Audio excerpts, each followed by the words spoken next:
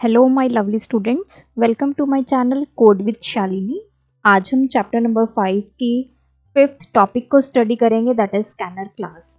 आप कैसे scanner class की हेल्प से इनपुट जो है अपने प्रोग्राम को देंगे। इन्हीं चैप्टर के नोट्स के लिए हमारी वेबसाइट ganitviggyan.in पे विजिट कीजिए। इसका लिंक आपको डिस्क्रिप्शन बॉक्स में मिलेगा। अब देखिए, अभी तक हमने दो मेथड्स को स्टडी कर लिया है, by using function argument and by using input stream reader class। जो लास्ट की दो वीडियोस थी वो इन्हीं टॉपिक्स के ऊपर थी, तो आप प्लेलिस्ट में जाके इनको चेक कर सकते हैं। आज की वीडियो में हम स्टडी करेंगे कि अगर यूज़र से आपने इनपुट करवाना है अपने प्रोग्राम में तो आप स्कैनर क्लास का यूज़ करेंगे। अब स्कैनर क्लास कैसे काम करती है, पहले हम इसको समझते हैं। कीबोर्ड से यूज़र कोई भी जो इनपुट है वो आपके प्रोग्राम में जब भेजता है तो वो किन स्टेप्स पे होके गुजरती है, तो ये वो दिखाया गया है। मान लीजिए कीबोर्ड से आपने 10 प्रेस किया, वो 10 जो है system डॉट इन ने रिसीव किया। system डॉट इन आपकी क्या है, ये हमारे जावा की डिफ़ॉल्ट इनपुट स्ट्रीम है। प्रीवियस वीडियो में मैंने इसके बारे में बताया। और जो हमारी जावा की डिफ़ॉल्ट आउटपुट स्ट्रीम है वो है system डॉट आउट। अब देखिए, सिस्टम डॉट इन के साथ दिक्कत क्या आती है, जब हम सिस्टम डॉट इन के साथ इनपुट लेते हैं तो जो इनपुट हम देते हैं वो एज सच इनपुट हमें आउटपुट में नहीं दिखाई देती। क्यों नहीं होती, ये ऑलरेडी मैं इस पे प्रोग्राम बनाकर सारा कंसेप्ट प्रीवियस वीडियो में बता चुकी हूँ, तो दोबारा हम इसको यहाँ पे नहीं रिपीट करेंगे। आप वहाँ जाकर इस कंसेप्ट को समझ सकते हैं। तो सिस्टम डॉट इन स्ट्रीम ने इनपुट ली, फिर ये गई स्कैनर क्लास के पास। अब देखिए, जब भी इनपुट आती है कीबोर्ड से in the form of string आती है, सिस्टम डॉट इन उसको बाइट फॉर्म में कन्वर्ट कर देता है। अब स्कैनर क्लास का काम क्या होता है, उसको रीड करना, कन्वर्ट करना और जो आपका डेटा इनपुट में आया है उसको सेपरेट करना। अब यहाँ पे तो सिर्फ एक नंबर आया है। अब सपोज कीजिए मैंने input the I am Shalini.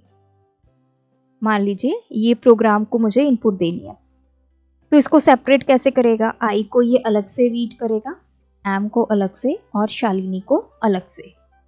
तो स्कैनर क्लास के पास इनबिल्ट ये फीचर होता है, इसको हम बोलते हैं डीलिमिटर। डीलिमिटर की हेल्प से ये अलग अलग आपके पूरे इनपुट को टोकन्स में डिवाइड करता है। अब ये टोकन्स क्या होते हैं, tokens are the smallest part of your input. जो आप ये इनपुट भेज रहे हैं इसका सबसे छोटे छोटे पार्ट्स जो हैं उसको टोकन बोला जाता है। जैसे यहाँ पे 3 टोकन्स बन गए, आई एम शालिनी। 3 टोकन्स क्यों बने, अब इसका रीज़न ये है, आई के बाद स्पेस है, एम के बाद स्पेस है, तो जहाँ पे स्पेस होगा टैब यूज़ हुआ होगा, तो ये जावा में डिफ़ॉल्ट डिलिमिटर जिसको कहते हैं। डिलिमिटर का मतलब ये होता है कि जो आपका सेंटेंस है, जो आपकी लाइन है, उसको कहाँ कहाँ किस किस पॉइंट पे ब्रेक करना है, वो डिलिमिटर की हेल्प से होता है। अब यहाँ पे डिलिमिटर क्या है, स्पेस। तो स्पेस यहाँ पे भी है, यहाँ पे भी है, तो उसको पता चल गया कि यहाँ पे ये पहला टोकन बन गया, यहाँ पे ये सेकंड बन गया और ये थर्ड बन गया। आप ये जो डिफ़ॉल्ट टोकन्स है इसको चेंज भी कर सकते हैं अपने प्रोग्राम में। अगर आप चाहते हैं कि आपने अब डिलिमिटर कॉमा लगाना है तो आप इनपुट कैसे देंगे, I comma M comma then Shalini. तो अब मेरी इनपुट इस तरह से रहने वाली है ताकि मेरे प्रोग्राम को समझ में आए, स्कैनर क्लास को समझ में आए कि जहाँ पे मैंने कॉमा लगा दिया ये मेरा डिलिमिटर है, तो ये फर्स्ट टोकन बन गया, ये सेकंड टोकन बन गया और ये थर्ड टोकन बन गया। फिर ये इनपुट जाती है आपके जावा के प्रोग्राम में। अब हम स्कैनर क्लास के बारे में पढ़ते हैं। Scanner class is used to take input from the user. किसी भी तरह की इनपुट आप इससे दे सकते हैं, कोई न्यूमेरिक डेटा है, नॉन न्यूमेरिक डेटा है, कुछ भी आप इससे इनपुट दे सकते हैं। आजकल जो यूज़ होता है मेथड वो ये वाला यूज़ होता है। जब भी आपने यूज़र से इनपुट लेनी है तो मोस्टली सभी कंपनीज में, सभी जितने भी आपके जावा प्रोग्रामर्स हैं, डेवलपर्स हैं, वो इसी मेथड को यूज़ करते हैं।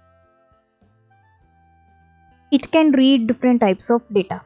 इसमें आप किसी भी तरह का डेटा डाल सकते हैं। आप स्ट्रिंग भी एंटर करवा सकते हैं, integer value, double value, Boolean, character, कुछ भी आप जिस तरह मर्जी का आप डेटा इसको देंगे ये एक्सेप्ट करेगा और आपको आउटपुट शो करेगा। It works directly with system dot in. जो हमने प्रीवियस मेथड पढ़ा था उसमें हमने दो क्लासेस को यूज़ किया था, एक था इनपुट स्ट्रीम रीडर और दूसरा था हमारे पास बफर्ड रीडर। अब देखिए ये जो इनपुट स्ट्रीम रीडर होता है ये सिस्टम डॉट इन के साथ काम करता है। जो बफर्ड रीडर होता है वो कभी भी directly input system dot in के साथ काम नहीं करता। इसीलिए अगर बफर्ड रीडर को आपको यूज़ करना है तो उसके लिए आपको साथ में ये वाली क्लास को यूज़ करना पड़ता है। तो डायरेक्ट बफर्ड रीडर की कनेक्टिविटी आप सिस्टम डॉट इन के साथ नहीं कर सकते। अब ये जो स्कैनर क्लास है किस पैकेज को बिलोंग करती है? Java dot यूटिल। अब इसका मतलब जब भी आपने स्कैनर क्लास को यूज़ करना है आपको इस पैकेज को अपने प्रोग्राम में इंपोर्ट करना पड़ेगा। तो इंपोर्ट कैसे करेंगे? कीवर्ड लिखेंगे इंपोर्ट जावा डॉट यूटिल डॉट उसके बाद एस्ट्रिक। अदरवाइज आप इसकी जगह पे क्या लिख सकते हैं? स्कैनर क्लास, मतलब स्कैनर। तो ये मैं आगे जब हम प्रोग्राम करेंगे तब मैं आपको बताऊंगी। नेक्स्ट है scanner divides the input into small units called tokens. जो स्कैनर क्लास है आपकी इनपुट को छोटे छोटे यूनिट्स में, छोटे छोटे पार्ट्स में डिवाइड करता है जिसको हम टोकन बोलते हैं। और ये जो डिवीजन होती है पार्ट्स की किसके बेस पे होती है? डिलिमिटर की हेल्प से होती है। जो आपके टोकन्स है it can be word, it can be number और it can be other data type. A delimiter is what separate tokens। Delimiter क्या होता है? जो टोकन्स को अलग अलग करता है। तो बाय डिफॉल्ट जो जावा में डिलिमिटर्स हैं वो क्या क्या हैं? Space, tab, new line. ये ऑटोमेटिकली जावा का प्रोग्राम इनको डिटेक्ट करेगा और उसको समझ में आ जाएगा कि इनके अकॉर्डिंग हमने टोकन्स को फर्दर क्लासिफाई करना है।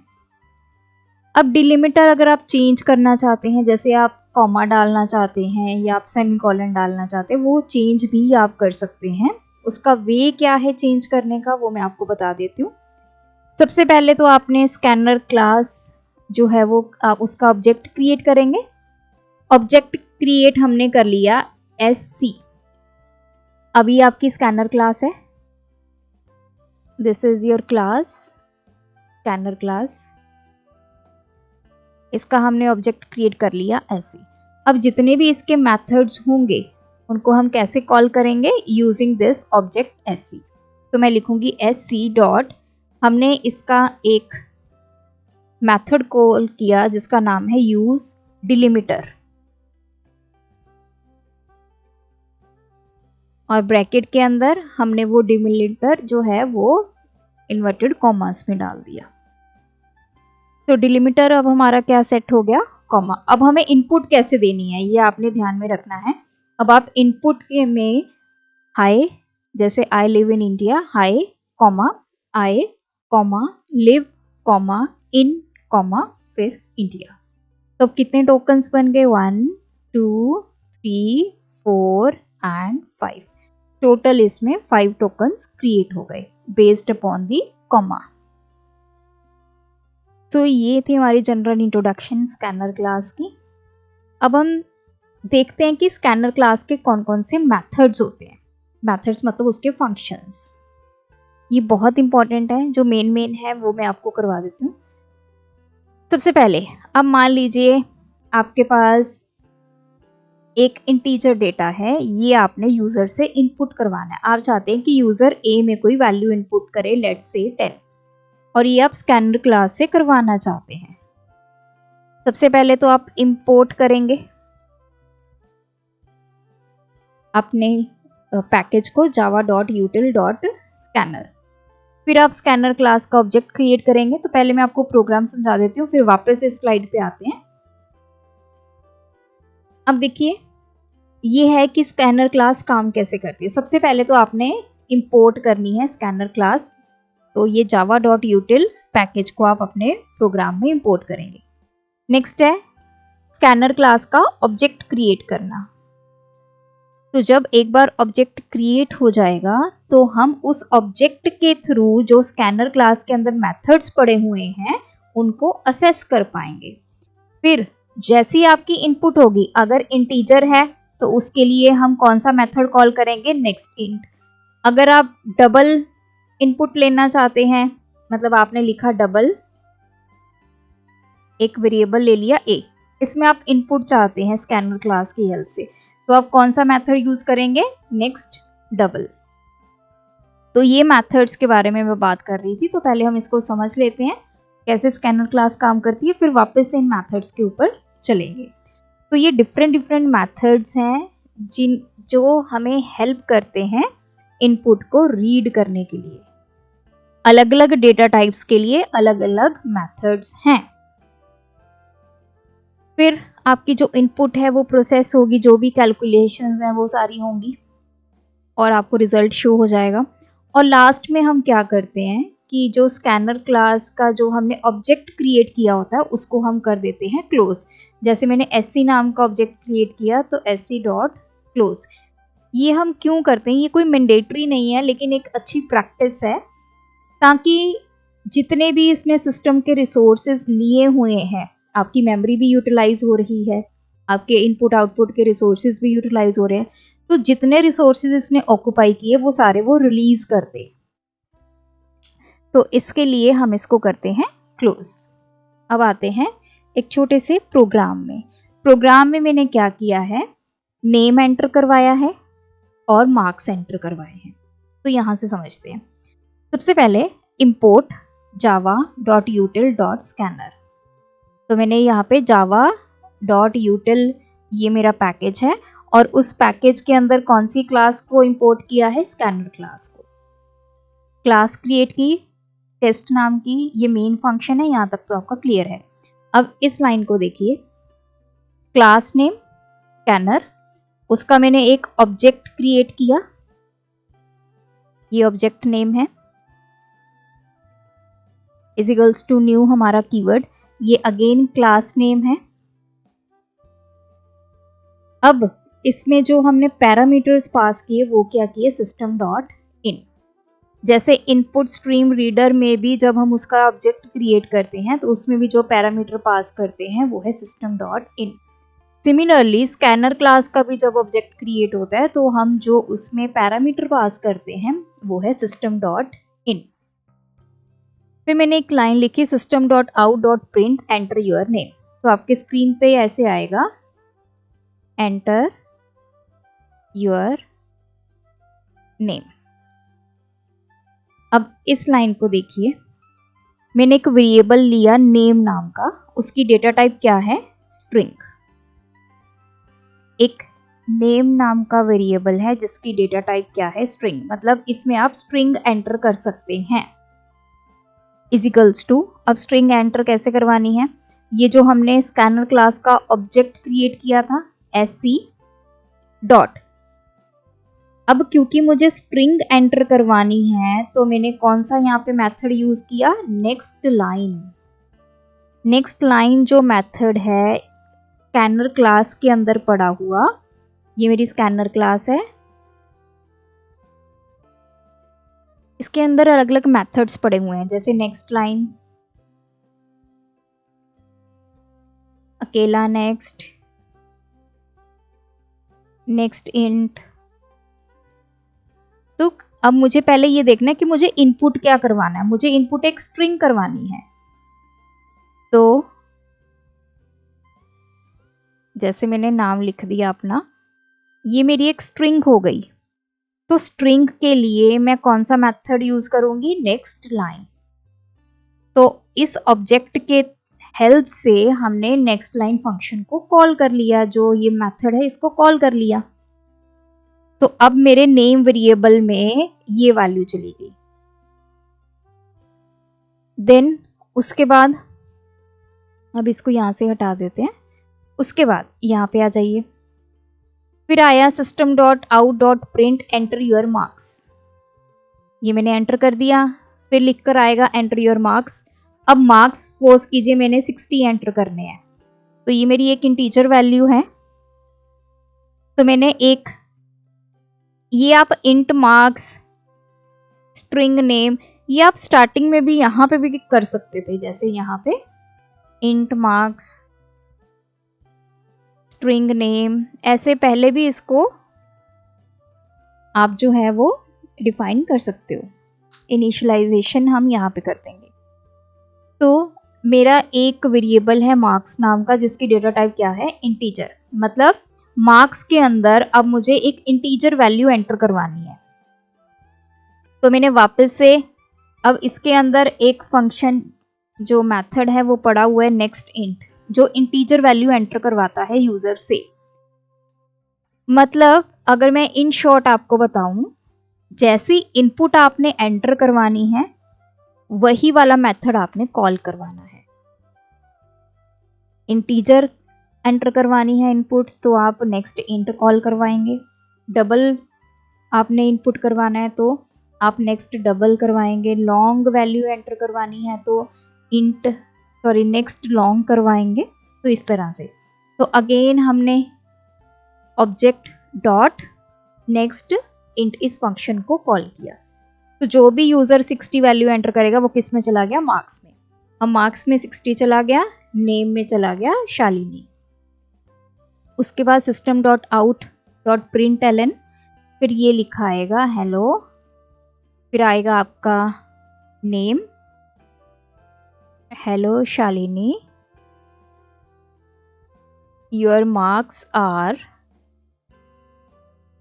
तो ये हमें आउटपुट देखने को मिलेगी। तो ये नेक्स्ट लाइन में आ जाएगा। So this will be the output of this programme.